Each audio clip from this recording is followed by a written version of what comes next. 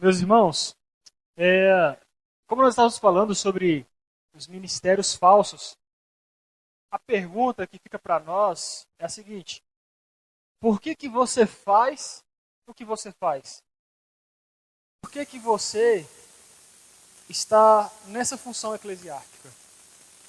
Por que que você faz parte do louvor aqui? Por que que você pegou a liderança de jovens? Pronto, mídia, né? Líder dos louvores ali, ó.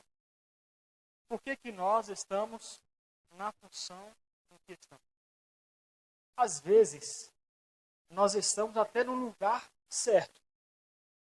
Você vê que você tem jeito para o negócio, né? Você se desenvolve bem naquilo que você está fazendo. Mas o que acontece? Às vezes, a sua motivação está errada. E uma vez que a sua motivação está errada, acabou. Acabou tudo. Se a sua motivação ela não estiver alinhada nos preceitos sagrados, nas doutrinas bíblicas, se a sua motivação não estiver de acordo com a palavra de Deus, isso quer dizer que você levantou um outro Deus para você adorar.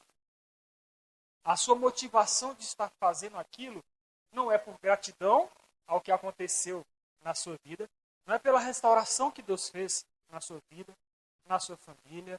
É uma medida de desespero, é um motivo de satisfação, é um motivo de eu ser visto, de eu ser lembrado, qualquer outra coisa. Qualquer outra coisa fora Cristo no altar do nosso coração é uma falsa adoração, mesmo que o lugar esteja correto. Então, duas perguntas importantes. Eu estou no lugar correto? E se eu estou no lugar correto, eu estou fazendo a coisa certa? E se eu não estou no lugar certo, eu estou com a motivação correta, mesmo não estando fazendo aquilo que eu não fui chamado para fazer? Porque se nós observarmos na nossa vida, tem gente que passa muitos anos, não sabe ainda a sua chamada, mas aquilo que veio a mão fazer, a pessoa faz, né? Ela exerce muito bem aquilo que ela faz, mas ela vê que ela tem dúvidas sobre aquilo que ela foi chamada para fazer, mas ela faz muito bem. E está tudo certo, porque a motivação dela está correta. Então aquilo que você faz, às vezes você pensa assim, poxa, não é bem isso aqui, cara. Mas isso aí está preparando você, está te capacitando.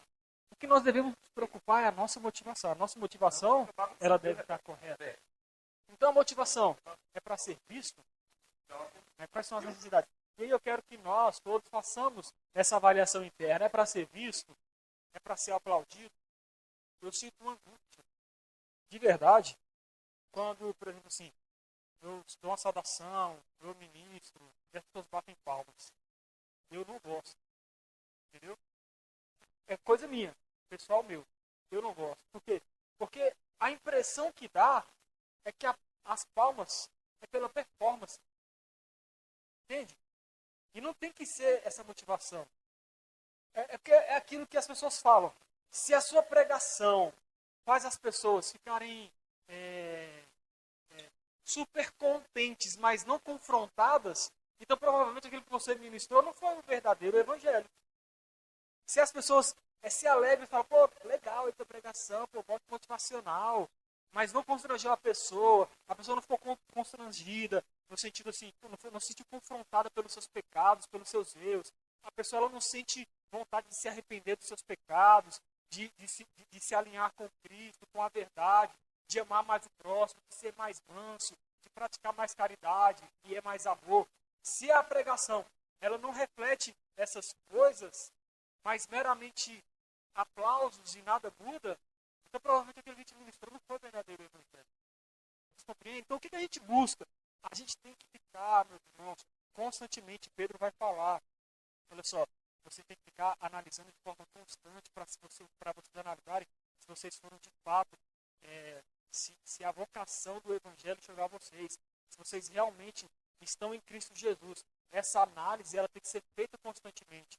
Nós temos que nos analisar o nosso comportamento, a gente tem que estar de olho. Quando nós temos filhos e ele é bebezinho, Você deixa o seu bebezinho lá sozinho e sai na rua e deixa lá em casa lá sozinho? Não deixa. Está sempre o tempo todo de olho. O nosso comportamento, nós devemos tratar ele como um bebê. Ficar o tempo todo de olho, ver o que ele está fazendo, o comportamento, tudo. Que comportamento está fazendo? Porque o nosso comportamento, ele acaba nos enganando. Nós acabamos sendo levados pelas emoções, pela euforia, pelos holofotes, pelos aplausos e tudo mais. E nós estamos aqui no culto, num curso de formação, de preparação, de melhor capacitação de obreiros e líderes, é para nós nos analisarmos como que nós estamos nos comportando frente a essas coisas, frente ao dom que Deus nos deu. Deus nos deu esse dom e como que nós utilizamos ele? É muito bonito nós cantarmos. Meus dons e talentos são práticos. É ótimo. Mas e na prática? Os nossos dons e talentos, eles são de fato para servir a Deus ou está servindo a mim mesmo? O meu próprio egoísmo, as minhas próprias satisfações. Eu quero ser visto? Qual é o meu posicionamento frente a isso? Os liderados, eles percebem esse comportamento.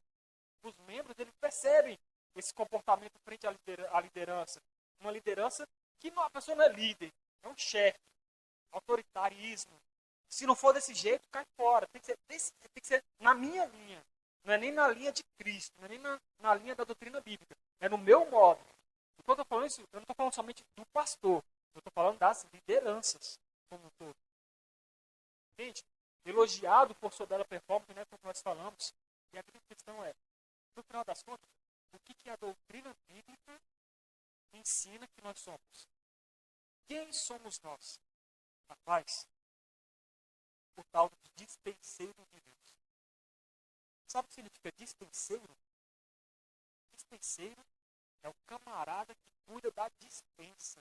Cuidado, pô, rapaz, ele não é nem visto. É o escravo, nós somos escravos de Deus, despenseiros de Deus. Nós éramos escravos de Satanás. Nós fomos comprados por um preço. Então, nós tínhamos um dono, que era Satanás, nós fomos lá e fomos comprados com preço de sangue. Quem nos comprou agora, nós pertencemos a ele. Ele é o nosso dono. Nós não somos independentes. E graças a Deus que não somos independentes. É graças a Deus que tudo que a gente faz, nós dependemos dele. E aí nós somos quem?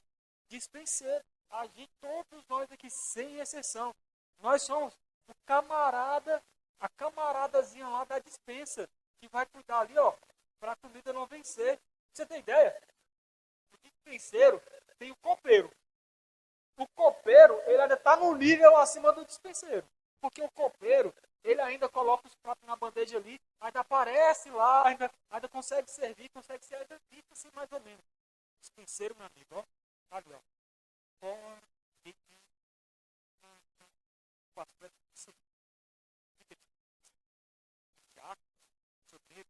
mundo é dispenseiro, tá ali, ó.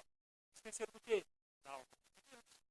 Fazer a manutenção, contemplação, revelação, orar, jejuar, interceder, ministrar, acompanhar, louvor, do seu dom. Tudo isso você está fazendo como dispenseiro. Seja mutuamente hospitaleiros sem reclamação. Cada um exerça o dom que recebeu para servir os outros, administrando fielmente a graça de Deus em suas múltiplas formas. Se alguém fala, faça como quem transmite a palavra de Deus. Se alguém serve, faça com a força que Deus provê, de forma que em todas as coisas seja glorificado. Se alguém serve, faça com a força que Deus provê, de forma que em todas as coisas Deus seja glorificado, mediante Jesus Cristo, a quem seja a glória e o poder para todos sempre. Amém. Essa versão ela dá o mesmo entendimento. Só algumas palavras que são um pouco diferentes. Mas aqui, obrigado, Andressa. O verso 9, olha que ele fala, sede mutuamente hospitaleiros sem murmuração. De cara, meu amigo, é sem murmuração. Oh, não tá legal aqui, tá todo desconfortável, pastor. Pô, pastor, ô líder, cara, vê um lugarzinho melhor, uma coisinha, pô, não me visitou. pai, estava aqui na igreja e não me cumprimentou. A pessoa só vive murmurando de tudo, cara. A pessoa ela tem que ser vista. É uma necessidade do ser humano, cara, que é um absurdo. Tem que ser visto. Cara, sem murmuração. Por quê? Você foi comprado por um preço e você é um dispenseiro da casa de Deus. Não tem que ficar procurando essas coisas. Aí o verso 10. Servir.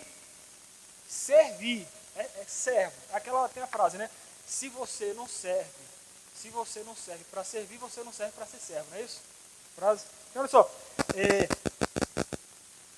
Servir uns aos outros, cada um conforme o dom.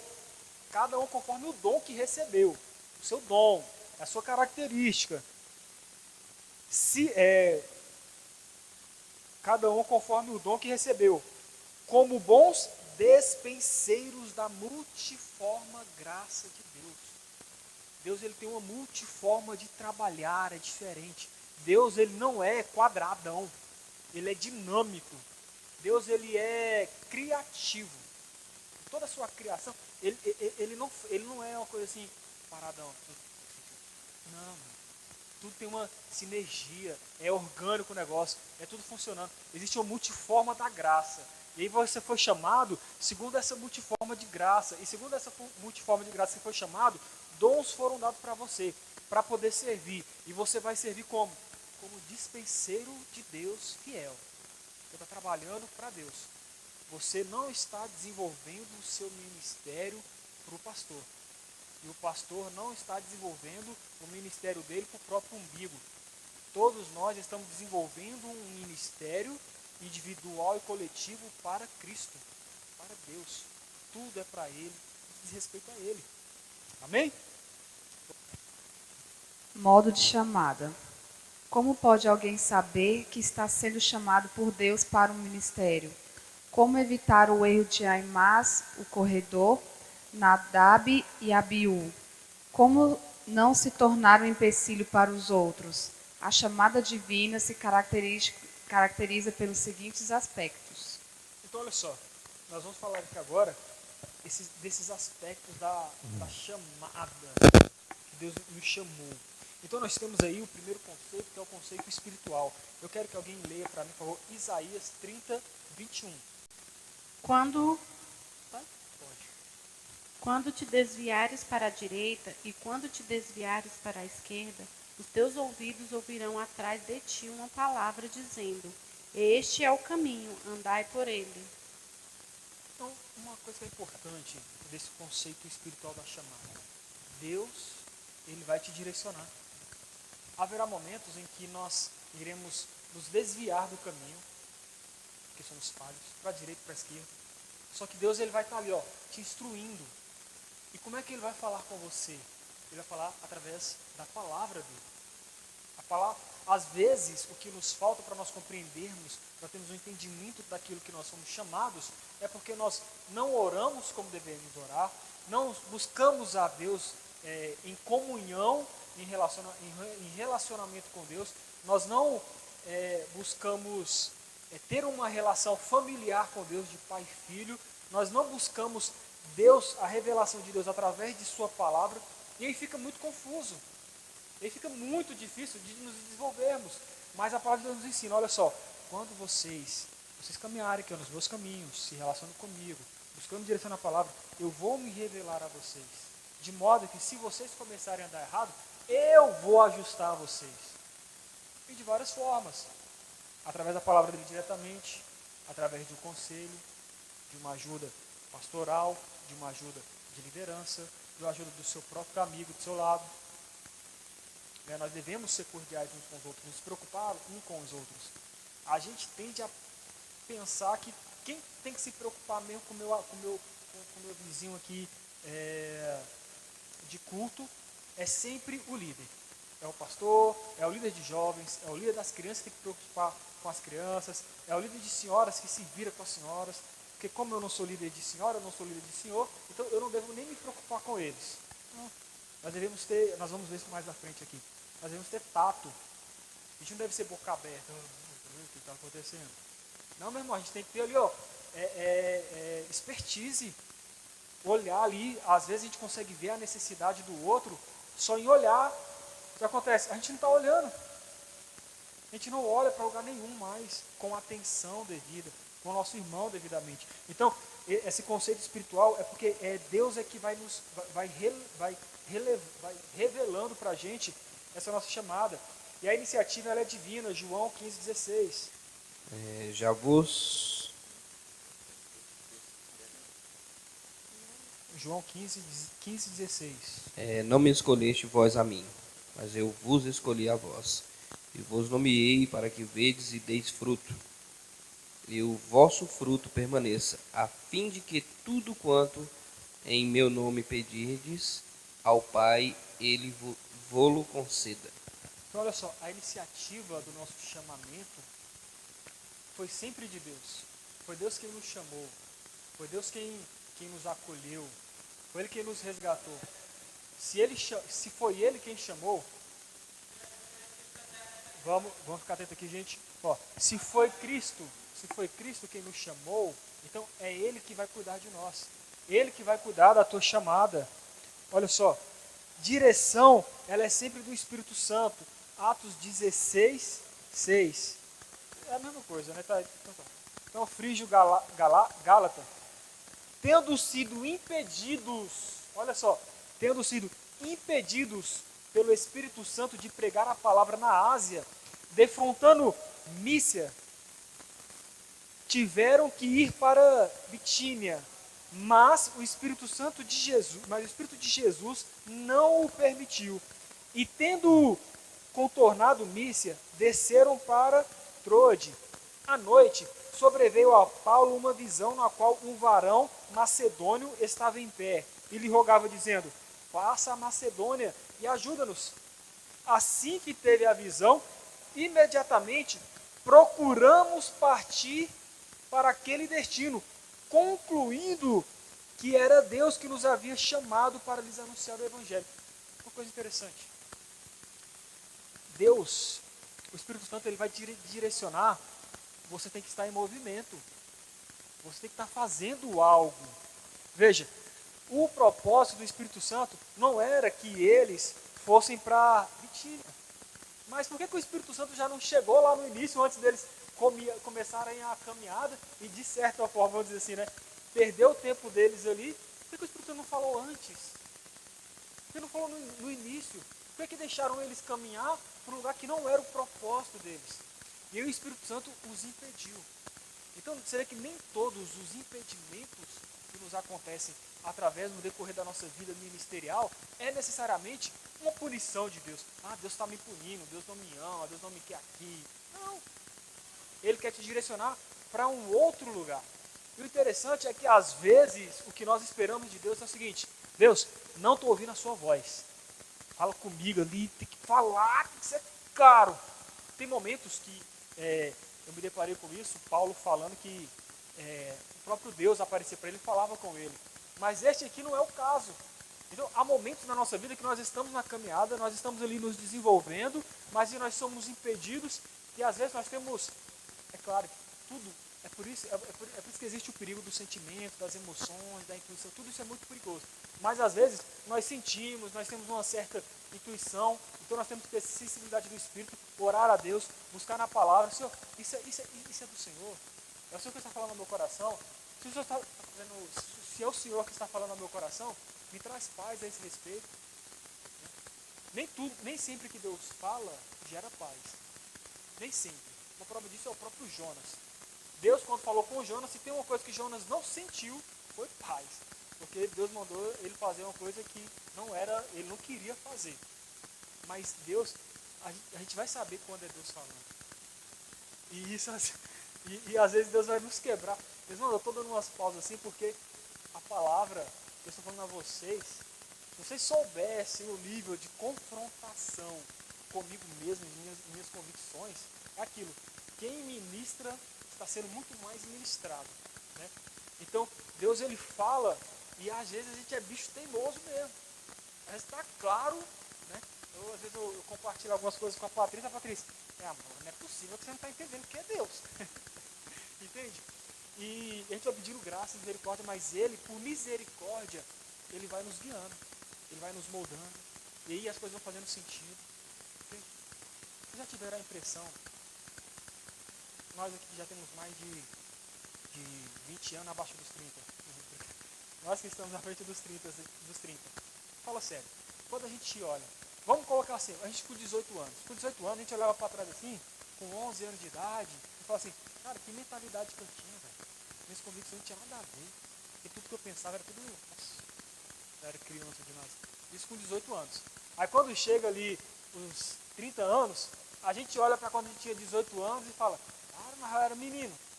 Eram umas coisas sem futuro, umas coisas tudo, né, um modo de pensar, a vida realmente é bem diferente. Isso com 30 anos.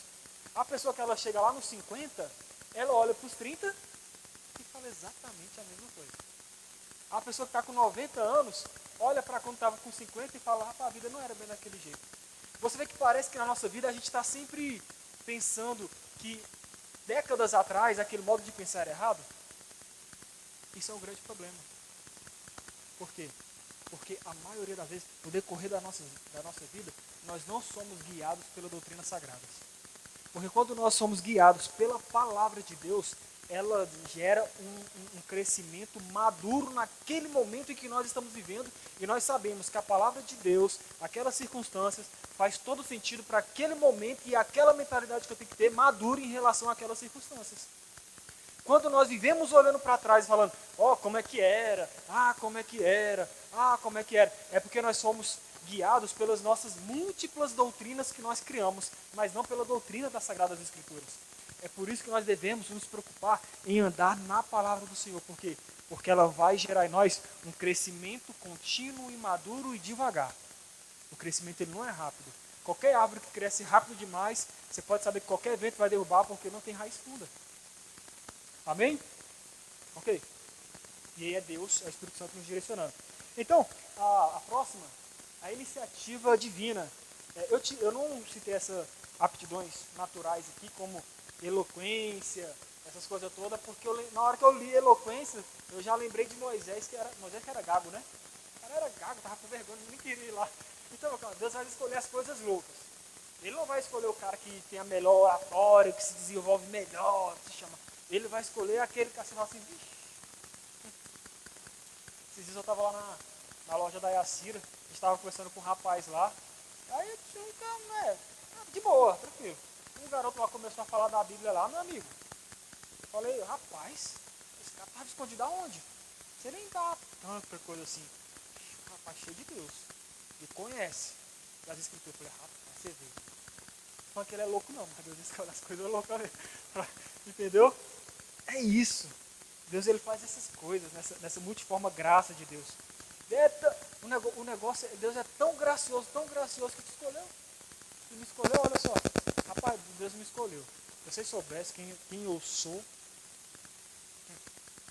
Então você vê que ele é misericordioso. Então você vê, a iniciativa, é porque a iniciativa, ela é divina. Rapaz, eu coloquei iniciativa divina ali. Já está pegando outro ponto. Direção do Espírito Santo. Beleza, sensibilidade espiritual. Então olha só, sensibilidade espiritual. Meus irmãos, tem coisas que Deus está se entregando assim, ó. Aqui, meu. É desse jeito aqui, ó. Você está entendendo? O que acontece? Nós nos tornamos tão insensíveis espiritualmente. Nós queremos nos relacionar com qualquer coisa, menos com Deus. Um dos grandes fatores da nossa insensibilidade é o ativismo mental. Meus irmãos, hoje é muito difícil uma pessoa passar por 3 horas sem olhar para uma tela. É muito difícil. 3 horas sem olhar para uma tela. A nossa mente está sempre em atividade. Nós estamos sempre pensando em alguma coisa, em uma preocupação. Uma outra coisa que nos traz muita insensibilidade mental, né, é muito Instagram. Você começou a rolar ali, eu não sei se vocês já viram, esqueci o nome agora do documentário da Netflix que fala sobre as redes sociais. Eu esqueci agora. Se eu lembrar. Mas, cara, tem um negócio ali, aquilo foi programado, é o seguinte, existe um mecanismo ali de prazer e satisfação, prazer e satisfação, prazer e satisfação. Toda vez que você rola o celular para cima e você vê um pequeno vídeo, aquilo ali inicia um prazer e acaba uma satisfação assim que o vídeo acaba. Então você imagina, em segundos, você iniciando prazer e satisfação na sua mente. O nível de dopamina, o nível de interferência neural que está acontecendo na mente do camarada ali é uma coisa assim, que é quase irreversível. Causa uma dependência pior do que cocaína. Não, não é pior não. Mas eu quero ver então você ficar aí. Você não, porque aqui nessa igreja não tem isso. Aqui na igreja não tem isso. Né? Mas vamos fazer isso. Né? Mas olha só, eu quero ver ficar assim uma semana. Não, vai ficar meia hora. Quando está no tempo livre, abrir um tempo livre ali, saca o celular na mão. E aí a Netflix, misericórdia, Senhor. Deus tem tratado isso aí na minha vida. Você para assistir uma série ali, acabou, meu amigo. Você gira e vai. E é horas. E vai. Netflix e outros streams aí da vida. Tudo perde tempo demais e te torna insensível ao que Deus está falando. Aí você chega na igreja, você não tem vontade de adorar, você não quer congregar, você não tem ânimo. A tua mente está consumida. O bicho já comeu tudo, cara. Já comeu, cheio de minhoca na cabeça. E para restaurar isso, para trazer essas pessoas de volta para a realidade, isso é porque a nossa geração aqui, eu estou me incluindo, a nossa geração ainda pegou uma parte que não era tão da tecnologia assim. Para a gente é difícil. Imagina essa geração que está vindo agora e quer tecnologia em cima de tecnologia. Entendeu? Então assim, nós nos tornamos insensíveis. Então nós devemos tirar mais tempo com Deus. Mais tempo com o nosso próximo. Devemos conversar com as pessoas. Existe um negócio que chama conversar. Conversar com as pessoas. Se interessar. Líder, obreiros. Tudo é papel. É comunhão, gerar coinonia. Pode falar?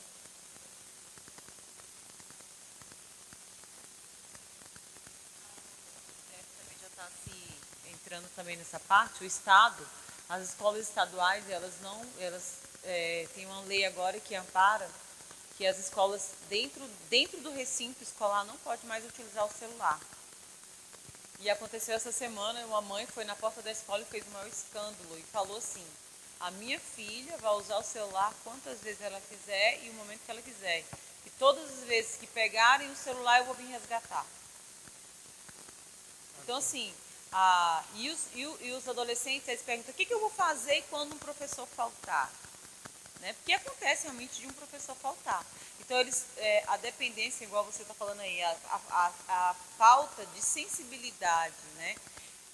tem tirado isso do meio do caminho. Eles estão se tornando insensíveis às coisas, eles não conversam mais, eles não trocam ideias, eles não brincam de pular, de correr, porque isso tem tirado. O entretenimento tem entrado de uma forma muito grande. A Alice mesmo, essa semana, ela não está usando o celular de noite, não usa mais o tablet à noite, só pela manhã e de tarde na escola. Ela perguntou para mim assim: mamãe, o que eu vou fazer à noite? Falei: ótimo, você vai jantar, você vai conversar comigo, vai assistir o jornal com mamãe e papai, vai assistir o que tiver aqui da televisão de adulto. Então, assim, isso está tão, desde o pequeno até o grande, né? Está sendo muito difícil. Aí eu pergunto: em que hora que o Espírito Santo vai falar com a gente? Só na hora que a gente ajoelha? E quando a gente não ajoelha, ele não vai falar mais não? Porque ele pode falar lavando a louça, limpando a casa, dando direção para as coisas que a gente precisa para o nosso dia a dia, se tornando sensível às coisas espirituais. Né? Então, assim, hoje o mundo está uma globalização e aí a gente vai deixando as coisas indo, né? E se tornando normal, o que não é normal.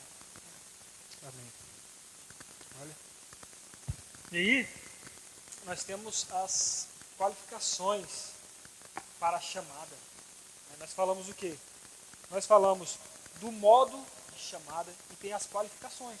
E aí, quais são aí as qualificações para nós nos caminharmos bem na chamada que Deus me chamou para fazer?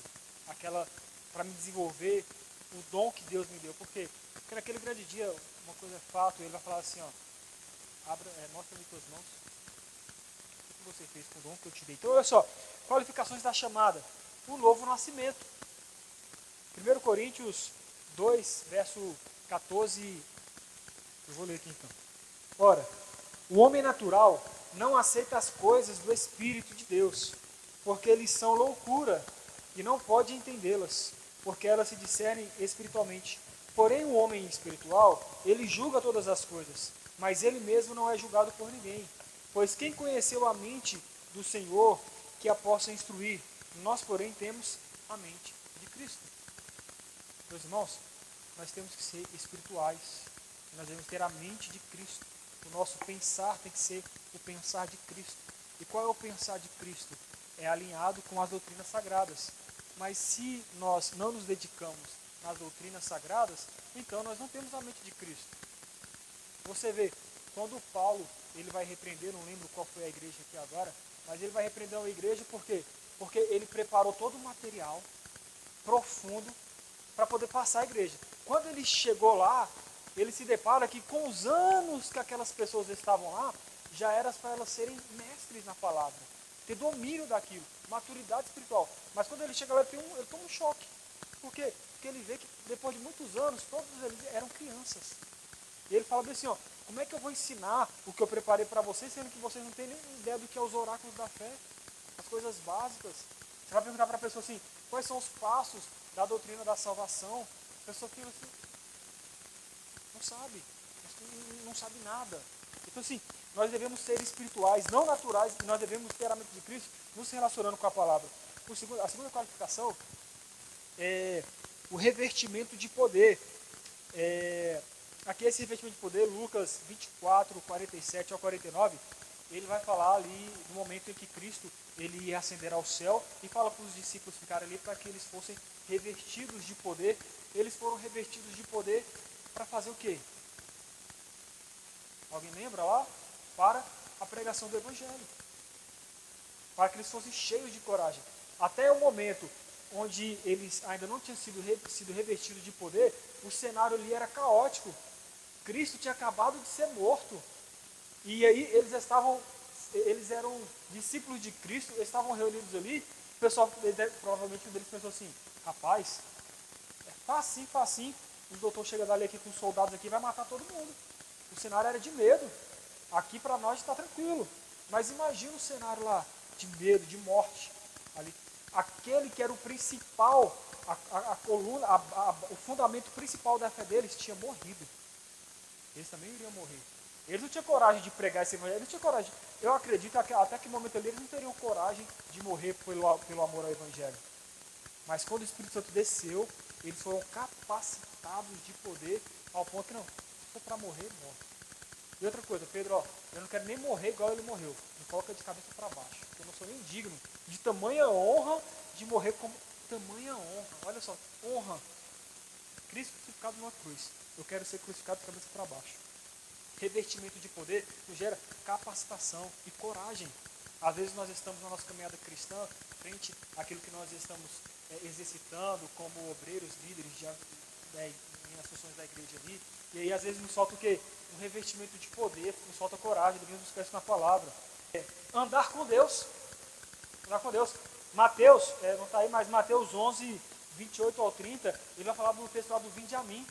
Vinde a mim, vós todos que estáis cansados, sobrecarregados, eu vos aliviarei. O meu fardo é leve, o meu jugo é manso. É suave? Suave. Hã? Meu jugo é suave, o meu fardo é leve. Entende? E você vê, tem gente que está na caminhada cristã, mas parece que nunca experimentou isso. Está numa prisão espiritual, onde não tem esperança nenhuma. Pessoas completamente sem esperança, porque ainda não experimentaram esse relacionamento de andar com Deus. E a grande questão é nós somos pessoas que nós andamos com Deus. As pessoas viram para você e falam, cara, não é diferente. Aquelas pessoas lá com Cristo, que seguiam a Cristo, vocês acham que elas eram chamadas de cristãos porque elas falavam assim, gente, eu sou cristão? Não. Eles eram tão parecidos com Cristo, andavam tão com Cristo, que se tem Cristo, então esses camaradas aí vamos chamar eles de cristão. Inclusive a palavra cristão é pejorativa. Era meio que eles estavam querendo insultar seu bando. Você segue Cristo? Seu bando de cristão. É igual os puritanos. Os puritanos são chamados de puritanos porque eles queriam se purificar de toda aquela teologia católica. Ele queria se livrar de todos os requisitos do catolicismo. Aí o pessoal falava, vocês querem ser puros, seus santão. Seus puros, seus puritanos. É mais ou menos isso. Nossa, quer muito ser igual esse Jesus aí, esse Jesus Cristo aí, seus bandos de cristão. Era um negócio ofensivo. Aí hoje, para saber que nós somos cristãos, nós temos que colocar lá no Instagram, lá embaixo, no perfil lá, cristão. Tem que colocar uma cruz lá para até identificar que é um cristão que segue a Jesus. Tem um monte de crente levantado aí que segue um monte de coisa, mas não segue Jesus. Entendeu? Então, assim, nós temos que andar com Deus. Educação. Aqui ele vai falar esse Atos 7:22 aqui, ele vai falar da educação lá que o Moisés recebeu, lá enquanto ele estava na casa de Faraó, ele foi ensinado lá e tal, tudo mais e tal. Eu fiquei meio assim, porque assim, Pedro, por exemplo, ele não era letrado. Assim, não era um camarada que dominava a ciência, a matemática, mas você vê que Lucas já era doutor, né? O cara já era doutor. Então, é Deus que capacita. Tanto pessoas que são já estudadas, bem fundamentadas, têm pensamento de mundo muito claro, como pessoas que também não têm. Mas essa educação é minimamente, hoje em dia, tem pessoas que são iletradas, mas hoje em dia, se você tem a possibilidade, é o que nós estamos fazendo aqui, né? Estamos nos capacitando para termos uma melhor educação espiritual, diretrizes melhores, para nós caminharmos melhor dentro da igreja, no relacionamento com Deus, no relacionamento familiar. E aqui, já finalizo, já. Nós estamos falando aqui agora da escola da experiência. Vocês estão vendo a escola da experiência? Quem está vendo, diga amém. Amém. Bom, a escola da experiência. Eu quero ler esse texto. Eu quero ler esse texto com vocês. 2 Coríntios, capítulo 1. Olha só. Quantos de vocês estão... Não precisa falar, não levantar a mão, não. Mas se quiser falar depois também, para a gente estar orando, intercedendo, caminhando junto. Mas quando vocês às vezes estão atribulados, parece que as coisas estão assim, parece que o mundo está fechando. Sabe? Às vezes parece que você olha para as circunstâncias assim e você fala, ai meu Deus do céu, parece que você não consegue nem respirar, parece que te falta ar. Às vezes, cara, por que isso está acontecendo? Qual é a causa? E você vê que o porquê que é importante nós andarmos na palavra, porque é ela que vai falar qual é a causa de muitas coisas, de muitas tribulações. Então, 1 Coríntios, capítulo 1, verso 4, diz assim, o verso 3, tá? Verso 3, bendito seja o Deus e Pai do nosso Senhor Jesus Cristo, o Pai de misericórdia. Primeira coisa, Ele é Pai. Se vocês, sendo maus, sabem dar coisas boas aos seus filhos, imagina Deus. Então, olha só, primeira coisa, Ele é Pai e Ele é misericordioso. Então, olha só, o Pai de misericórdia e Deus de toda consolação. Ele é Deus, Pai de misericórdia, de toda a consolação. Ele vai te consolar. Ele vai te ajudar. Mas olha só o verso 4. E é Ele que nos conforta. Quem vai dar o conforto a nós é Ele. Em toda a nossa, o quê? Tribulação. Em toda a tribulação que você está passando, Deus, Ele vai dar o conforto, porque Ele é Pai. Esses dias eu estava em casa, lá conversando com a Patrícia, exatamente sobre esse assunto. Deixei o Daniel na sala, ele começou a chorar. Aí eu fui lá na sala, falar com ele. Aí eu cheguei lá, ele me viu, ele parou de chorar. O que ele queria? Ele só queria a presença. Ele não pediu nada. Ele só quis a presença. A presença chegou, resolveu o problema. Eu falei, cara, é exatamente o que a gente estava conversando. Por quê? Porque Ele é Pai. O Pai, Ele sabe da necessidade. O filho, às vezes, o que o filho precisa fazer para ter mérito, para pedir alguma coisa para você? Quantos... Eu já ia falar uma coisa aqui, eu não posso falar. De outra igreja, né? Mas o quão religioso você tem que ser e cumprir os ritos religiosos. Não, eu tenho que ser extremamente piedoso para eu poder chegar diante do meu Pai Celestial e pedir alguma coisa. Porque se eu for extremamente piedoso, Ele vai me dar. Ou então, não, eu tenho que orar de forma fervorosa, de forma espiritual, de forma emocional, porque se eu orar dessa forma, Deus vai me dar. O seu filho, quando ele vai pedir algo a você, ou ele necessita de alguma coisa, ele precisa cumprir quantos requisitos para te pedir algo? Nenhum.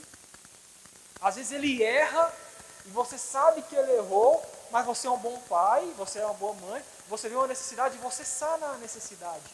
O seu filho não tem que cumprir nenhum ritual. Então, diante de Deus, nós não temos que cumprir rituais, buscarmos ser perfeitos para que Deus nos dê algo. Ele nos dá por misericórdia, então Ele é nosso Pai. E Ele vai falar o seguinte, é Ele quem vai nos confortar em toda a nossa tribulação. Nós lidamos com pessoas dentro da igreja que falam, cara, o senhor não é crente não. Eu fui tão confrontado nisso aqui, que ele fala, às vezes nós falamos assim, cara, Deus não está nessa igreja. Não é possível. Que não é mais igreja, Deus está do lado de fora. Deus não é. Então a gente vai encontrar casos que são extremamente difíceis. Você fala assim, não tem jeito, essa pessoa aí, ela não é crente. Igreja de Corinto. 1 Coríntios capítulo 3. Geralmente se ouve que há entre vós imoralidade e imoralidade tal. Olha o nível, né? Não é só imoralidade, é imoralidade e imoralidade tal. Como nem mesmo entre os gentios, isto é, haver que se atreva a possuir a mulher do seu próprio pai.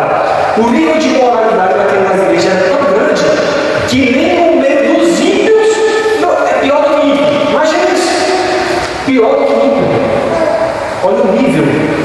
A gente vê coisas da igreja e fala, não tem jeito. É claro que tem que ser exortado. Inclusive, Paulo fala assim, tem coisas que tem que tirar do meio de nós, para ver lá se são coisas da aula. Não tem como concordar. Mas eu quero trazer aqui para vocês nesse momento, que fica de vocês, é os casos difíceis.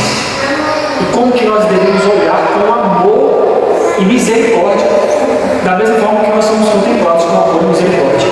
Ele fala assim, e contudo, andais vós ensoberbecidos, e não chegastes a lamentar, para que fosse retirado de vosso meio, quem tamanho traje praticou.